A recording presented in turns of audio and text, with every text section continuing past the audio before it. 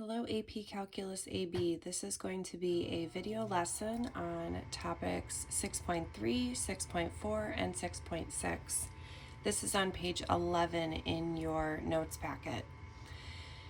First of all, at the top, I wanted to clarify the difference between what's called an indefinite integral, which is what we've been working with the last few days, and a definite integral, which has bounds on the integral. A would be considered the lower bound here, and B would be considered the upper bound. Usually A is the smaller number and B is the bigger number, and we'll talk about what to do if you're given an integral where they're not in that order. So at the beginning of the notes, we have this box of properties. Rather than me fill them in, I'm going to just put my completed page under the camera, and you can pause the video and fill them in as you go.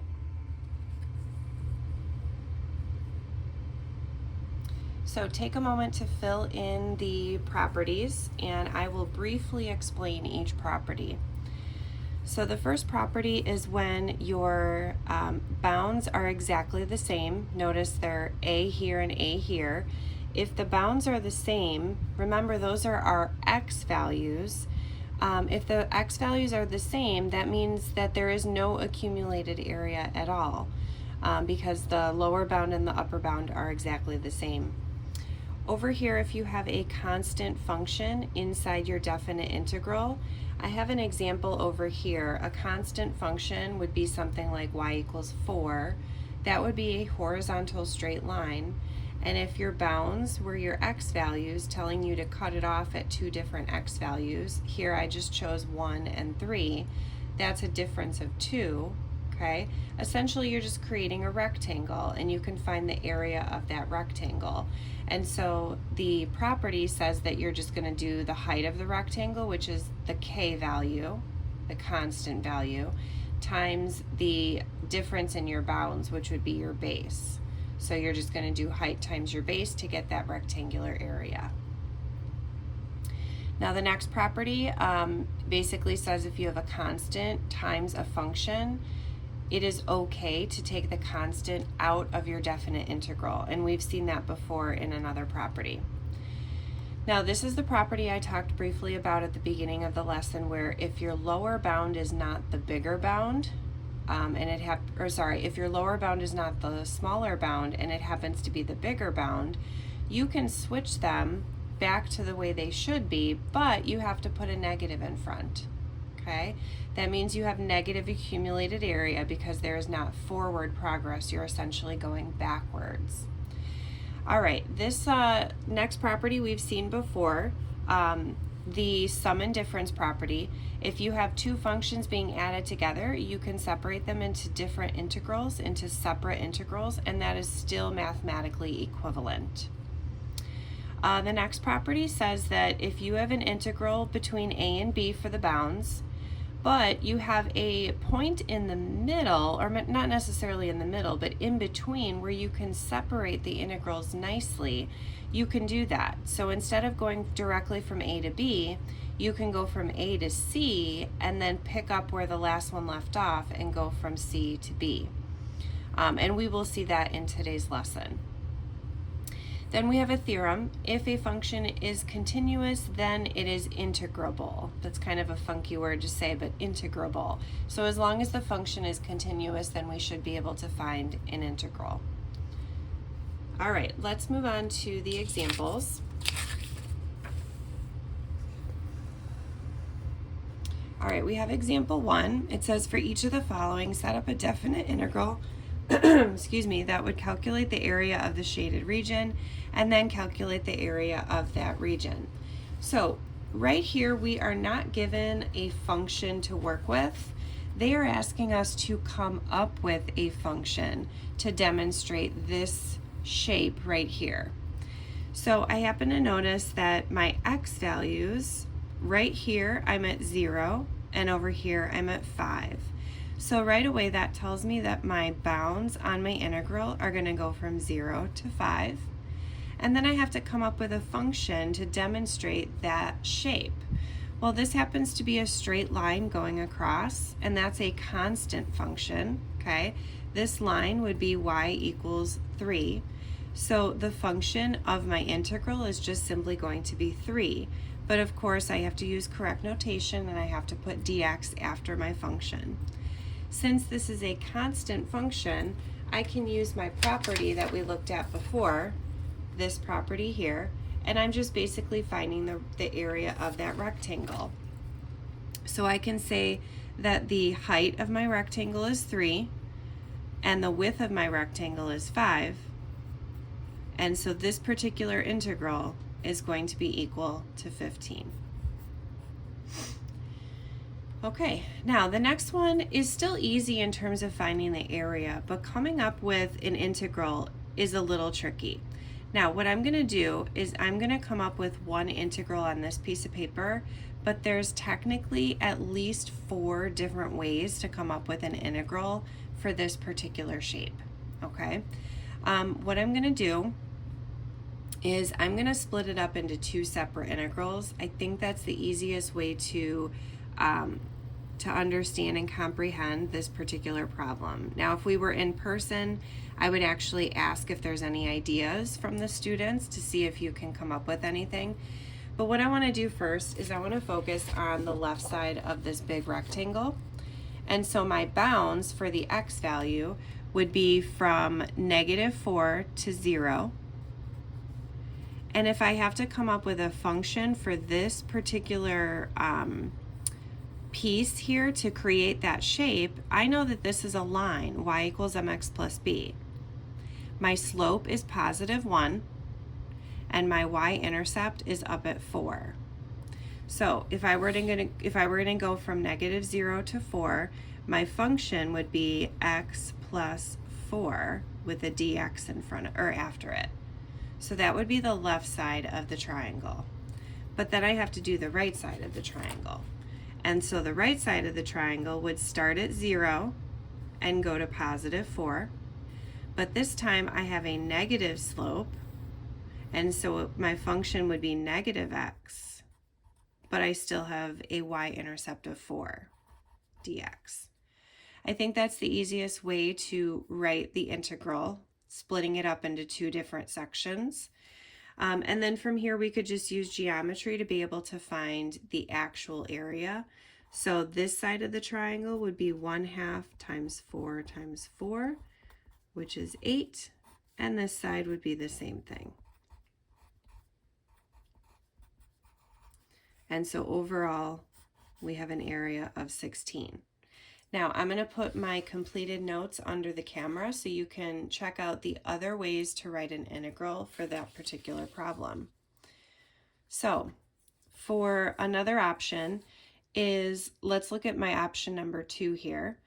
If I use just the -x plus 4, or I could also use just the x plus 4, I know that this is a symmetrical shape. So I could just find the area of 1/2 of it, like I did here, the -x plus 4, and then I just multiply it by 2, because I know that it's only, if I find the area of the left side, that's only half of it, so I could double it.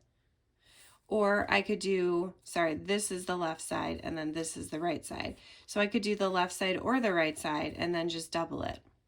Option 4 is what I did on the original notes. Option 1 is using an absolute value. I think that's the hardest formula or function to come up with. You might not have remembered that an absolute value equation is a v, but in this case it's an upside down v, so that's why I have a negative in front of the absolute value. And then I start with the 4 because that's the point that we start with at the top. That's the vertex of the absolute value. So those are your different options to write it. But like I said, I think option 4 is the easiest to comprehend. So let's take a look at example 2. It says sketch and shade the region whose area is given by the definite integral. So this function is a straight line starting at 2 with a slope of 1. Now I don't need to draw the whole thing because it's cutting me off and it's saying that it only wants me to find the area between 1 and 3. So I'm going to draw in my line that I just created. but I can chop it off at 1 and 3, and I'm essentially wanting to find the area in between those pieces. And so from here, I know the height here is 5, I know the height here is 3, and the width of my rectangle, or sorry, not rectangle, but trapezoid is 2. So I notice it's a trapezoid, and I'm going to use the trapezoid formula. And I'm going to use 1/2 times the height of the trapezoid, which here would be the width, times the 2 bases. So I have 3 plus 5 inside. Now, some of you might be wondering, Mrs. Victor, why aren't you actually taking the integral of this function?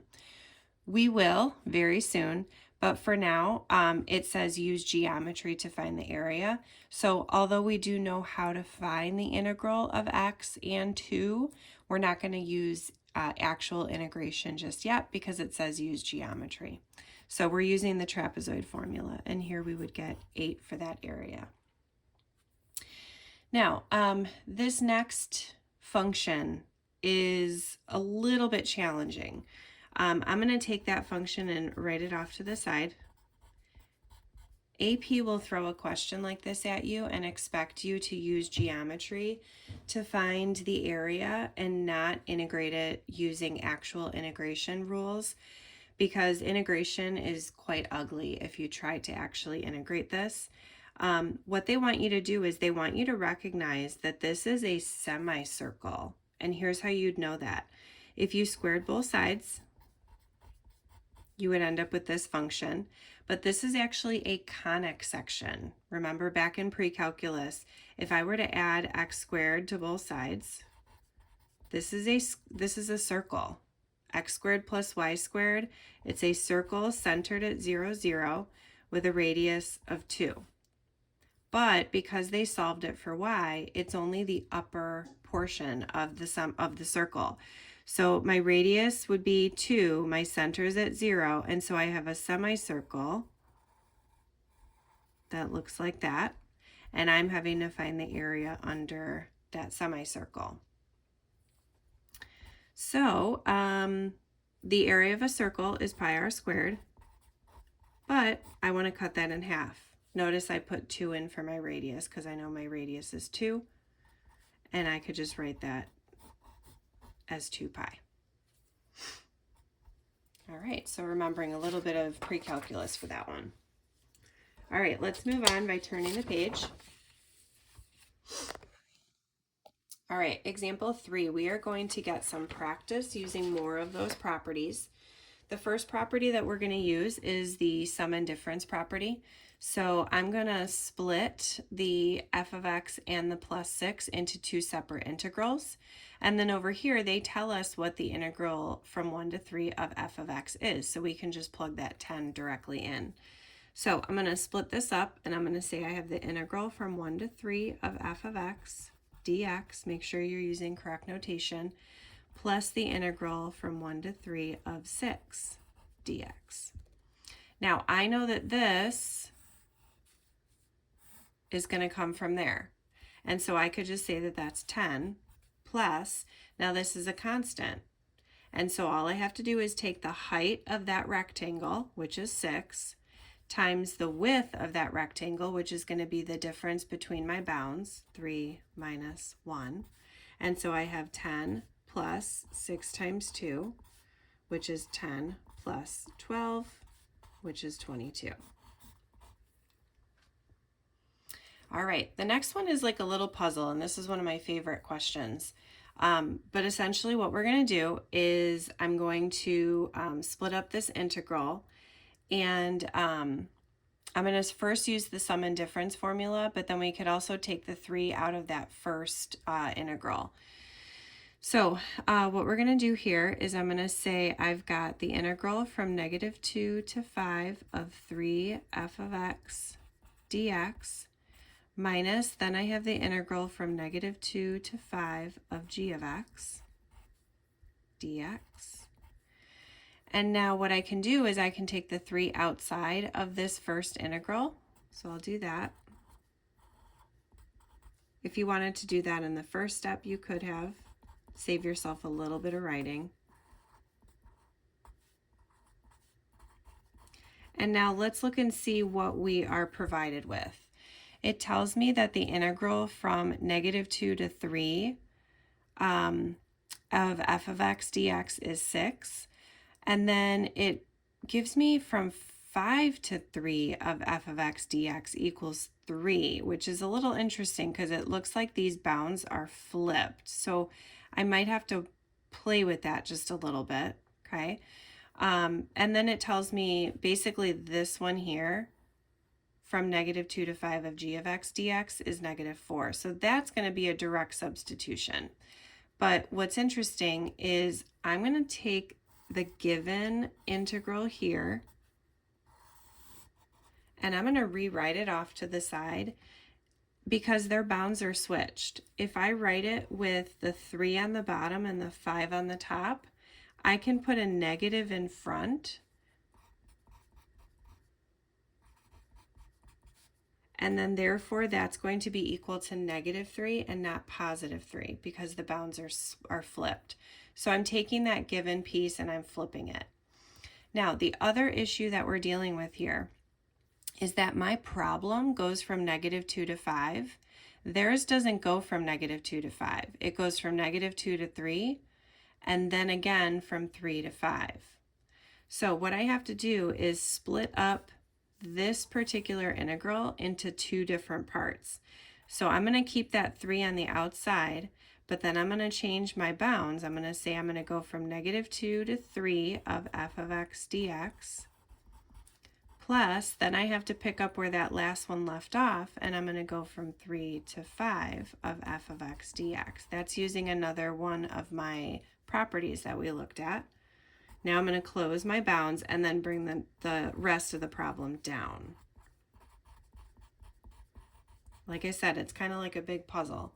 Okay, so now I have everything set up to where I can go ahead and substitute in what we know. So let me get my colored pen here real quick. So this integral here is that one. Let me switch to red. This one here is that one. And then let me use green. That one is for there. So now I have all my pieces that I need to know. So notice I have the 3 on the outside of the one with the f of x functions.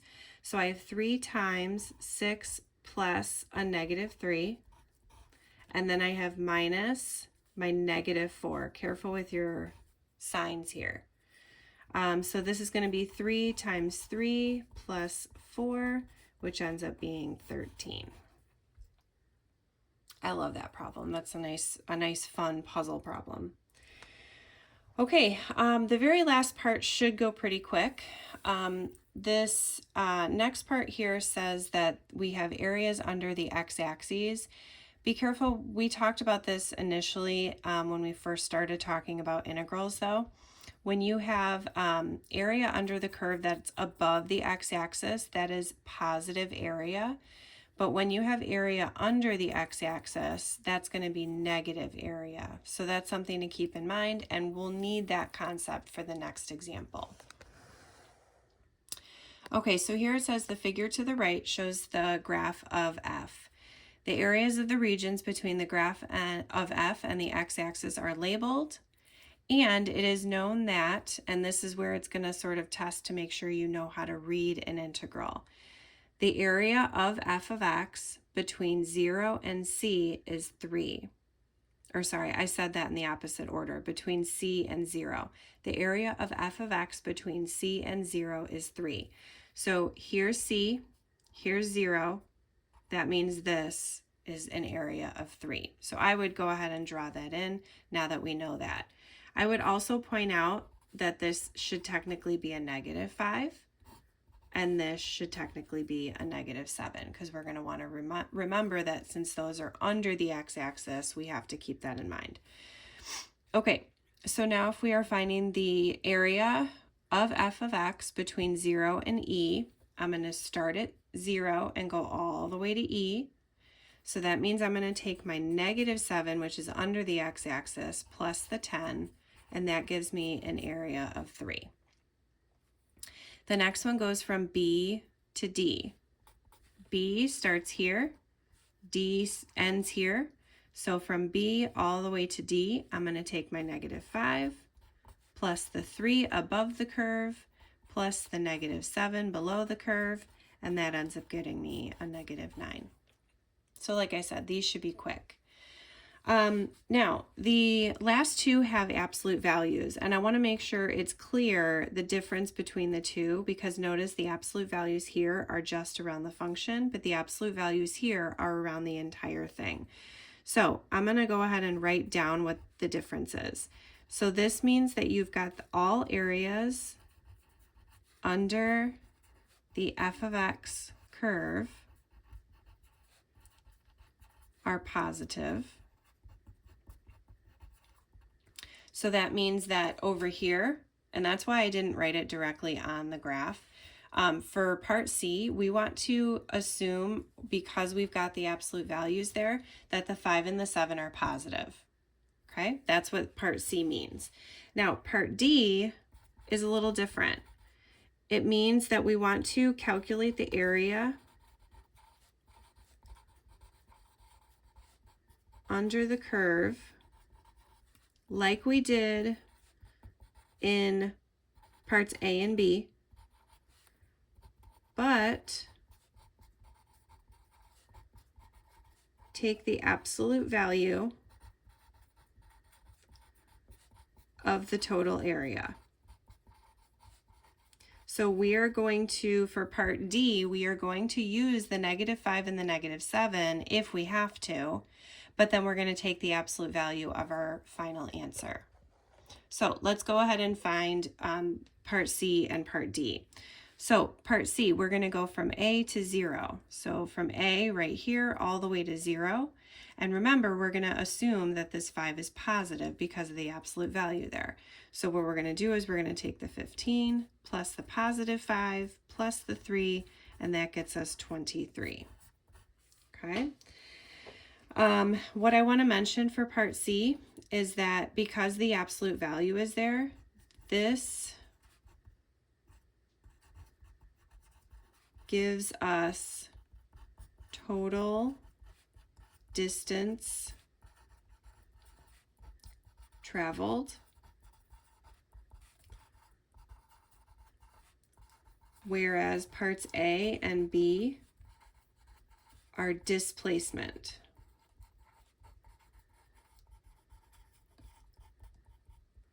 So total distance traveled is if you were actually traveling along this path, okay? It's not actually traveling along the path, but total distance traveled means you're going to go from A to B, from B to C, from C to 0, and that gives you your total distance traveled, as opposed to in A and B, it's displacement, where you're actually going backwards and you're subtracting as opposed to just adding your total distance traveled.